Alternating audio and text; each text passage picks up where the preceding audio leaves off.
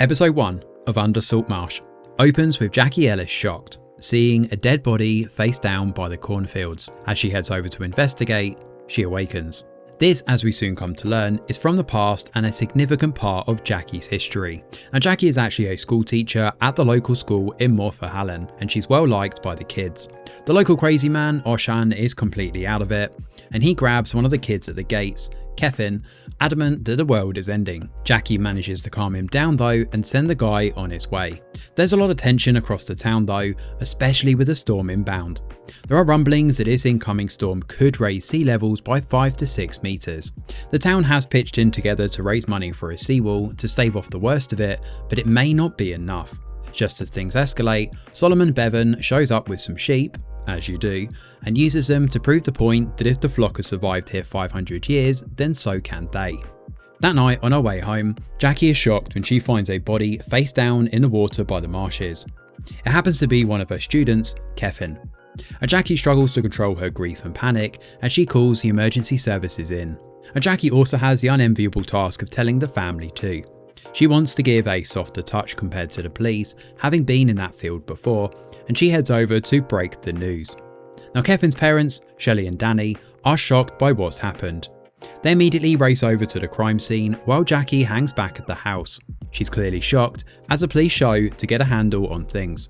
Now fronting the investigation is DC Eric Bull. He's working alongside his partner Jess Deng, and they waste little time piecing together what's happened. When Bull learns that Jackie was first on the scene, he immediately heads over to speak to her. Now Jackie and Eric have quite the history, given they used to work together on the force. There's certainly no love lost between them though. Jackie tries to get Bull off the case, ringing to speak to the superintendent and urging he be removed. She doesn't get through to them, but she's also avoiding him too. Now interestingly, we also find out that Jackie is actually pregnant, although it's still very early days. The father is Dylan Reese, the man whom she's been secretly seeing whenever she gets a free moment. Now while Eric Bull bides his time before taking Jackie's statement, he also looks over the crime scene too. The rainwater ditch poses a particular problem, and they need to work quickly to prevent the water from washing away crucial evidence. Whoever did this clearly knows what they're doing. Down on the shoreline, Eric finds James Reese, Dylan's younger brother and Kevin's best friend, sitting on his own while the other kids in Jackie's class play by the water. Now Eric questions James here, where he learns that he plays at Solomon's farm quite a bit with Kevin. Now, Solomon is also Kevin's granddad, and that afternoon, James was with Kevin after school. Now before they can continue, Jackie gets involved and stops his interview. Bull is quick to point out to Jackie that her telling the family was not the right procedure, but she shuts down, refusing to speak. However, he's going to take her statement at 3:30 PM on the dot. Before he gets to her, he speaks to the council worker Gareth Morgan. He's the one who warned everyone earlier on about the raising sea levels at the pub. He was with the councillor that afternoon and he left at 8 PM. This covers him with an alibi, especially as a councillor would be able to corroborate the story, and Kevin's death was estimated to be around 7:30 PM. Interestingly, there shouldn't have been any salt water at the crime scene, given they're a mile away from the sea.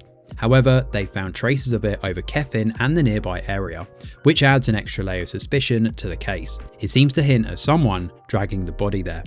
Now Eric Bull heads over to see the family next, and Solomon certainly makes his thoughts felt. There's a lot of tension in the house, especially as they're well aware that he was in charge of a similar investigation years back involving a girl called Nessa. Back then, Jackie and Eric worked the case together, but it seems like he messed up, betraying her, which caused her to leave the force. Before we get the full extent of exactly what did transpire, Eric and Jackie finally talk. He takes a statement and records everything, and they constantly have to pause the recording to go off the record to discuss various incidents, including Jackie lying to Dylan about James being informed of Kevin. Now Eric Bull doesn't apologise for his actions though, and when he finds Morgan later that night in the lashing rain, he learns that there's more trouble coming. They're currently eyeing a storm off the Gulf of Mexico that's eastbound. Should that system arrive over the UK, they could be looking at an evacuation level flooding situation. Now Eric is also staying at the local pub, at least in one of the rooms upstairs anyway. When he rings through to HQ, he learns that there's a hair on Kevin that isn't his. There's no sign of abuse, but it does look like an accidental drowning. That ditch is definitely not where Kevin died. Now while Eric heads out to the crime scene that night, intending to piece together what he may be missing, Jackie looks through a box of Nessa's old things. It's here we learn that Nessa was actually Jackie's niece. Inside one of her sketchbooks is a picture of a man in a white suit. Interestingly, Kevin has also drawn the exact same figure in his book. Episode 2 of Under Salt Marsh starts with Eric speaking to Oshan, who's also staying at the pub with him. He doesn't think people should have kids and has clear disdain against them given the damage it's doing to the environment. While it does seem like a likely suspect, there are multiple witnesses that can vouch for seeing Oshan at the pub, so it seems he's in the clear. Now, a lot of the residents in this small town are not happy with the constant police presence though. They're happy to chalk Kevin's death up to a tragic accident and move on, especially after what happened to Nessa. There's too much evidence here on the contrary though. They have an incomplete handprint, missing blue Wellington boots for Kevin, and the aforementioned saltwater in a freshwater area. The route from the sea up to the ditch also coincides with the woods where Nessa was found dead too. As more truths come to light, we learn Kevin and James were together after school, but James head home around 5 PM. So that leaves a period of 5 PM to 7:30 PM where Kevin was eventually killed. Now Eric decides to send Jess over to see James Reese, but Jackie is already one step ahead. She arrives first with her drawings and decides to launch her own investigation. James confirms that this is the bee-man, Kieran Bambo. He's a reclusive beekeeper over on Spider Island and has since retreated after being accused of being part of the Nessa case. Jackie is adamant now that Kieran is part of this and it could be connected to Nessa as well. When James's mum overhears the conversation and realises she's questioning him, she's incredulous and takes her child away. James is also not talking to Jess either. As for Jackie, she heads over to see Kieran herself, but Eric Bull is already there. He tells Jackie to back off given she could get charged with breaking and entering. Now back at the mainland, Jackie shows up at the butcher's in town and speaks to Danny. He's still in a state of shock, especially when he learns that Kevin's body was moved. Jackie also tells Danny about the beekeeper and how, apparently, he gave Kevin a present. Back with Eric Bull for now, he speaks to Jess who brings up the Nessa case and how he has links with both Oshan and Kieran. There are implications here that he's getting too close to this one, but Bull is adamant about solving this before it's too late. He mentions how there's a Romanian farmhand called August Antonov who could be suspicious. With no translator available and possible ties to both cases, it's definitely a suspect worth looking into. Jackie and Eric eventually butt heads that night when they show at the crime scene from opposite sides of town. She shows off what she knows, but Eric is annoyed at her interfering and threatens to get her arrested if she continues. Now when Eric catches up with Jess that night, we find out exactly why Bull doesn't want both cases linked. Back then, Eric Bull accused Lydia, Nessa's mum, of killing her own child. This obviously hurt Jackie deeply and causes a huge rift between them. Admitting now that the two cases are linked and the killer could still be out there throws all of this out the window, especially given it would mean a wrongful conviction for Lydia. Bull would need to confront his own demons and choices from the past, and that's not something he's willing to do right now. Now back then, Jackie was charged with gross misconduct at the station, which is a reason for her leaving. When it comes to the evidence though, the results come back on that straight hair. There's no match on the system and the fingernails reveal no DNA either. It's theorised that whoever did this wore a protective suit of some kind. Kevin was held underwater and he struggled. There are bruises on the back of his neck to confirm as such, and the discoloration of his eyes appears to be highly linked to some sort of landfill or very acidic concentration of water. The thing is, the nearest landfill is actually 13 miles away on the mainland, and it's way too far away to be linked to this case. For now, all the townsfolk gather on the beach, including Kieran Bembo, to commemorate Kevin's life. Solomon gives an impassioned speech while Jackie uses his time to scan for faces and check the reactions. Solomon also tells the group that if they know anything, they should come to him instead of the police. Things grow heated afterwards though when Jackie confronts Kieran. Apparently Kieran is actually Kevin's birth father, but before she can press him on the details of this, Danny heads off to confront him back at his place on Spider Island. He shows with a shotgun, convinced that Kieran is responsible. Danny is hurt deeply that Kieran constantly played with Kevin and met him secretly in the woods to play without his knowledge. Danny sees himself as a sort of imposter here and starts to doubt himself as a father. He turns a gun on himself and starts crying, but just before firing, Eric Bull shows up and snatches the shotgun. Tellingly, the camera does pause when Danny reaches down and touches the side of the sofa he's on. Could this be a subtle link to the handprint found in the mud, I wonder? It's here where Kieran reveals that the day Nessa died, Kieran was in the woods as well. However, he was with Kevin playing. Back in town, Eric and Jackie finally talk and open up about the situation they're confronted with. Eric wants Jackie's help and has a hunch that Solomon and his farm could be a key piece they're missing. However, they do get a lucky break when Shelley arrives and informs them that there's a good deal of waste buried up at the old quarry. Now Eric brings Jackie along as they head over and see the rubbish for themselves.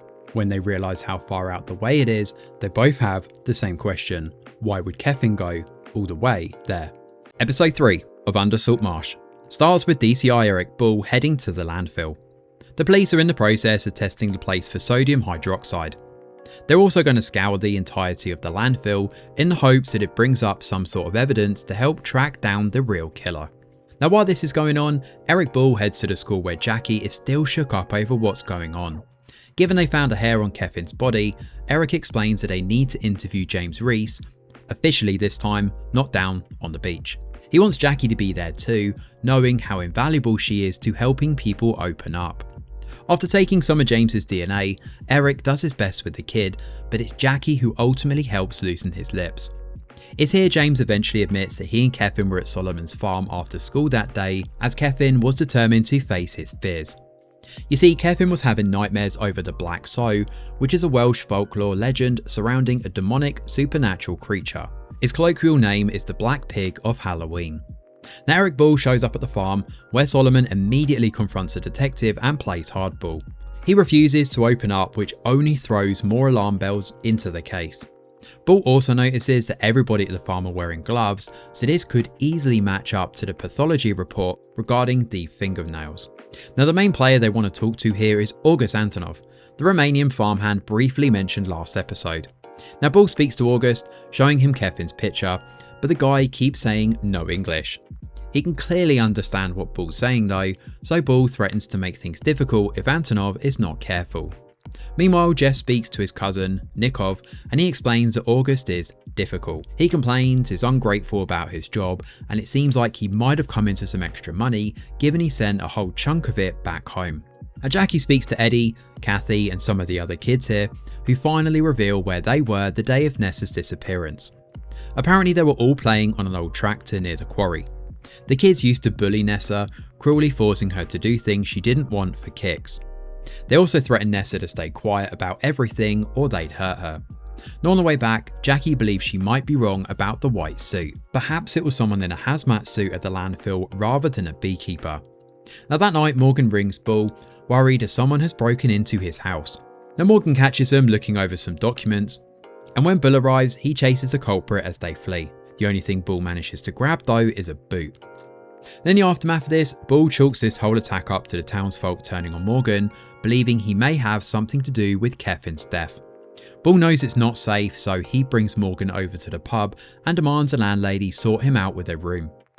Now Jackie shows at the pub not long after, and Bull guesses that she's pregnant. She keeps her cards close to her chest and Jackie refuses to divulge exactly who the father is. However, Bull thinks she should tell him, given nobody else in town knows right now, before it's too late. At that night, Bull and Morgan then sleep together before the former is called out to the landfill late that night. It turns out they found something. As Eric heads down, he realises they've discovered Nessa's body. Jackie is absolutely crushed when she finds out, and Bull explains that he's even told Lydia too. And Nessa has been buried there for 3 years, and it's a tough pill for everybody to swallow. Now Morgan shows up to see Bull the next day and reveals they haven't found sodium hydroxide at the landfill. This means Kevin was drowned somewhere other than the quarry. Jess also deduces here that August is being paid to keep quiet, explaining the extra money that he has. Now Eric Bull realises they need to treat both cases as one, and he also gets word back from the lab too. The hair found on Kevin happens to belong to none other than Dylan Reese, which isn't going to help his relations with Jackie given how close she is to him. Before they proceed with anything though, Solomon suddenly shows up that night, claiming that he has something to confess. Episode 4 of Under Salt Marsh begins with Solomon arriving to see Jess and Bull. Now 3 years ago he was informed rubbish was being dumped on his land. It was a huge amount of waste being backfilled into the quarry. He actually found Nessa's body there too and admits she was badly burned. Now Solomon lifted her out and checked to see if she was alive, but it was too late.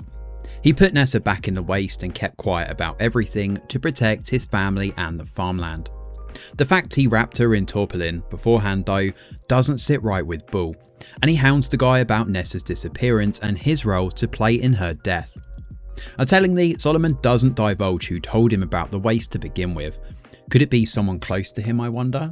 Meanwhile, Jackie spies Jess heading over to Dylan's place and manages to sneak out before she's spotted. And she heads into town where she learns about Solomon being held for questioning. A lot of heat is on the farm now, and the Bevan family are coming under fire as a result. Now Bull tries to defuse the situation when Jackie shows, hot-headed and demanding answers. He takes Jackie away while Jess checks out the files and sees why Jackie was reprimanded from the investigation in the first place. Now Jackie's gross negligence has been captured on camera, with body cam footage showing her lashing out at Bull and striking him after he used information she shared with him to arrest Lydia. Now we also learn here that the gloves from out on the farm don't match any of the fibres found under Kevin's fingernails.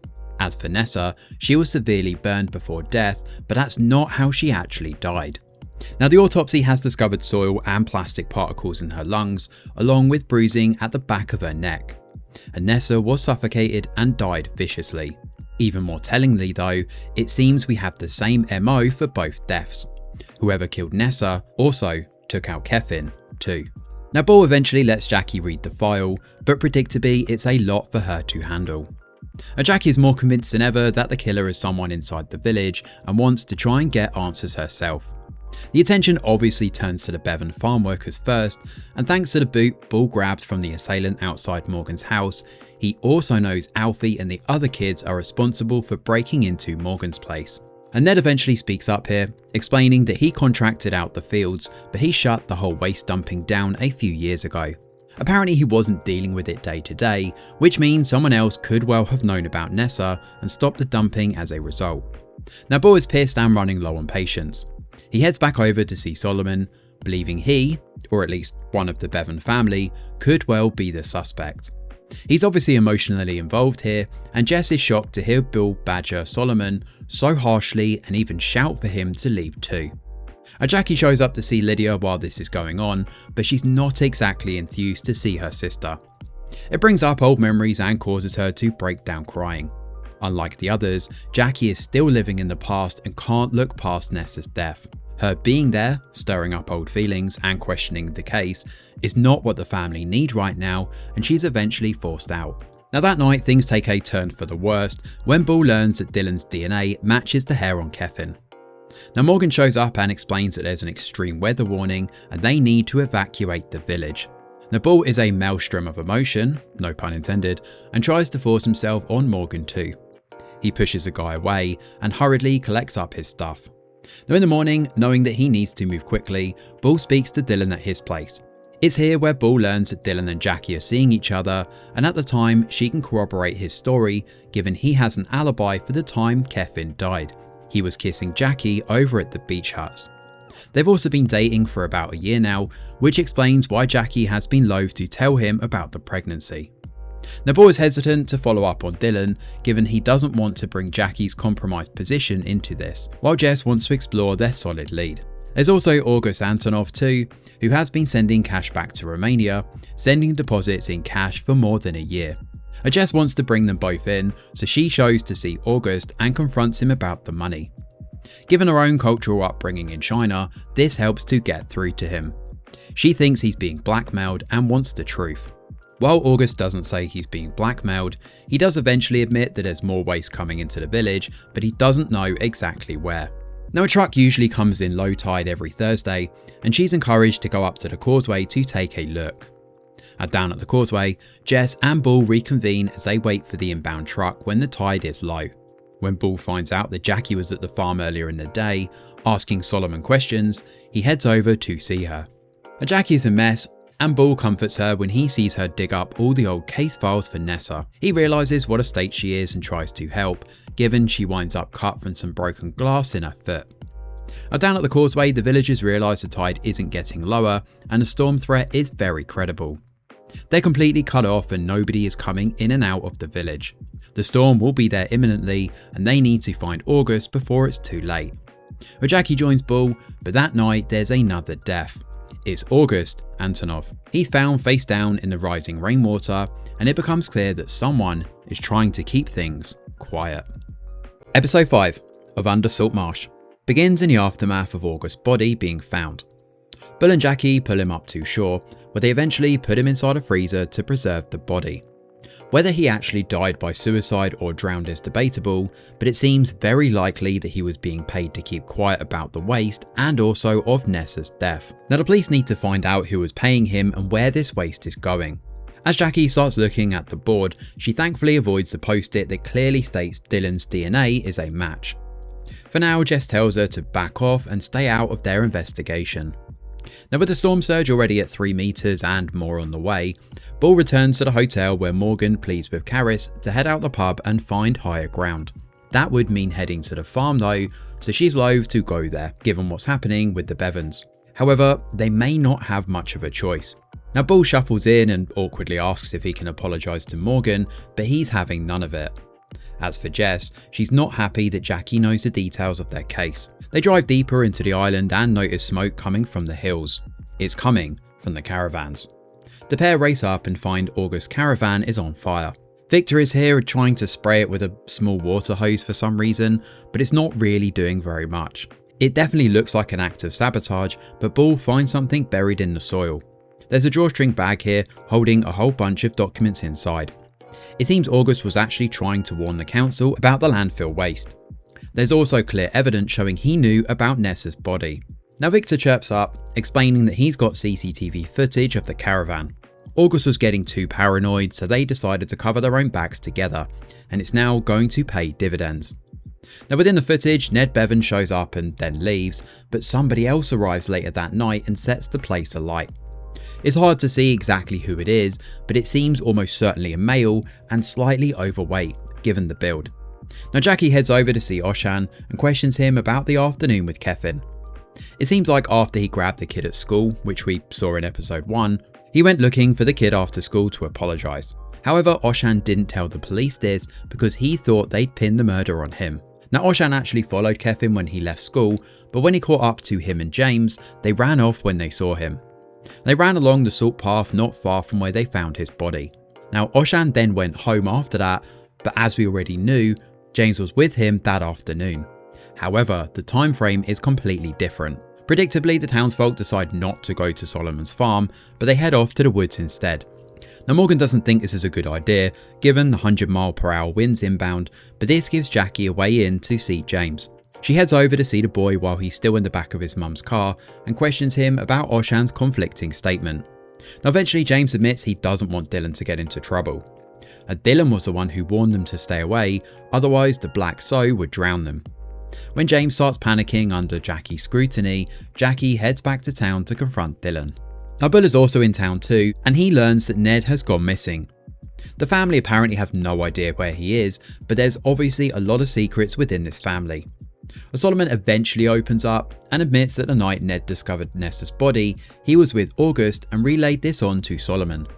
Apparently Nessa was dead when they found her, so they buried the girl as there was nothing they could actually do for her. They did this for the good of the family, thinking of the farmland first. This now recontextualizes Solomon's confession last episode, given it was actually Ned's words. Solomon was just covering for him. Solomon actually confronted Ned about Nessa's murder, and since then he's disappeared. He's actually getting a boat and leaving the island, and after seeing August's death, he thinks that he's next. Now on the phone, Bull tells Jackie to leave the investigation to the professionals, as she believes Ned is the one who killed Nessa, and races off to confront him. Now while this is going on, Jess brings Victor over to August's documents, wanting help translating them. He admits they're actually listing deliveries for the seawall, and Dylan Reese's name is on all of them for receiving parcels. Jess isn't able to get through to Bull, who's too preoccupied with stopping Jackie from spooking Ned and doing something stupid. When Jackie shows up at the dock, she does something stupid. She confronts Ned, who explains he was desperate and relays a story about burying Nessa. When Jackie tries to stop him, Ned pushes her away and she smacks her head. Ned disappears, heading off onto the lake, while Jackie is forced to inform Bull she had to confront him. Now Bull is frustrated and then finally opens up, explaining how he's been protecting her for a while now, given there's clear evidence linking Dylan to Kevin. And Jackie is not happy and tries to bring up how there's false evidence and equates it to what happened with Lydia. Jess is here watching the whole thing from afar, and she's similarly not pleased that Bull has compromised their investigation to protect Jackie. It's all a bit of a mess, to be honest. Jess doesn't see how Bull could trust Jackie after she assaulted him in the past. She also thinks Bull can't handle the investigation and believes she should report him. Bull immediately perks up and challenges Jess here, telling her that he's sticking to this and it's his to mess up.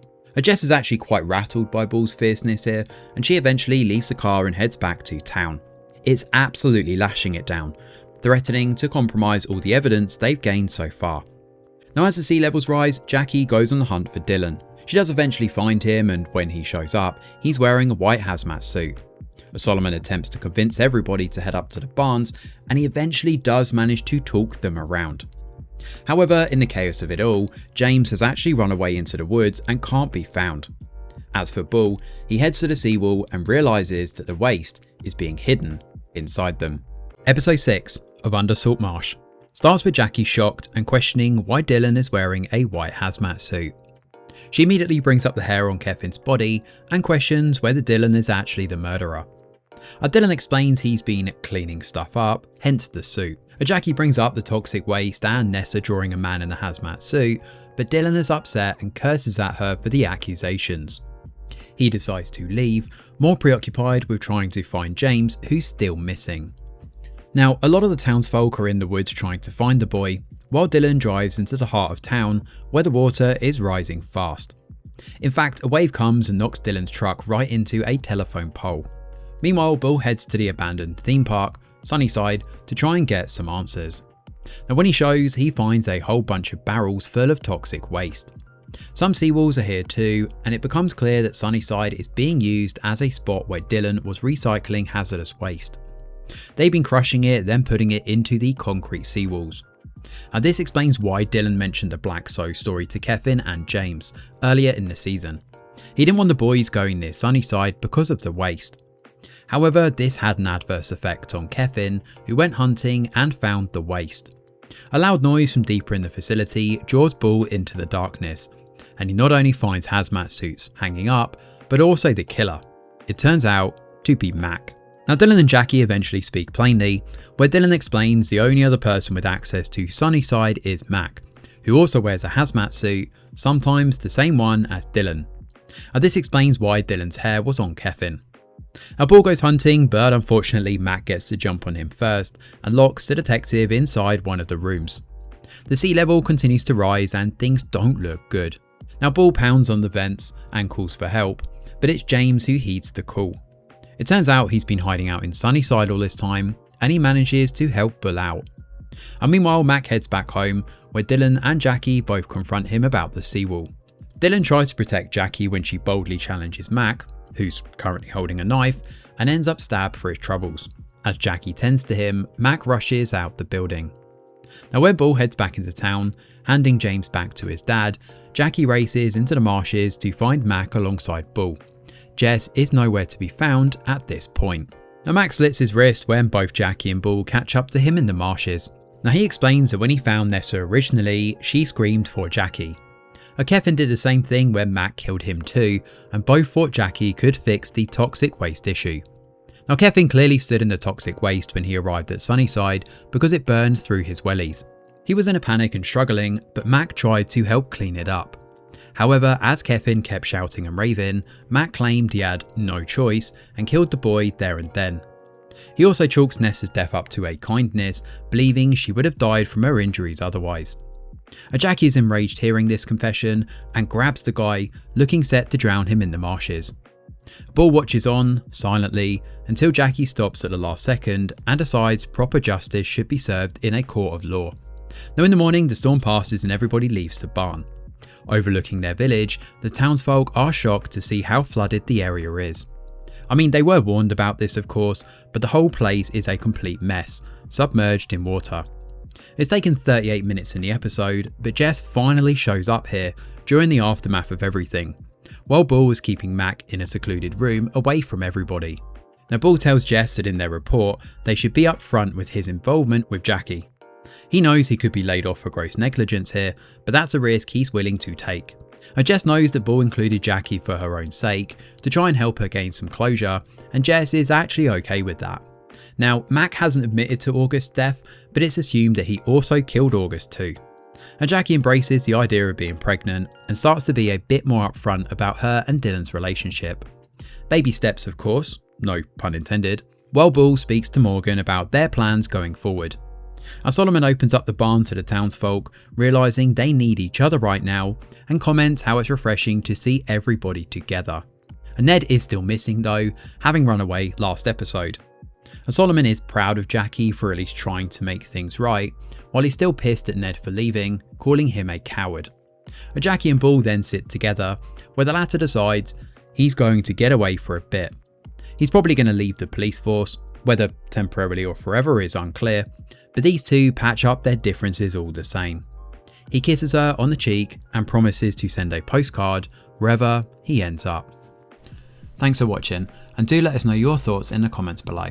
Smash a like or subscribe to the channel, your support is very much appreciated. I'm Greg Wheeler, and from all of us over here at The Review Geek, we'll see you on the next video.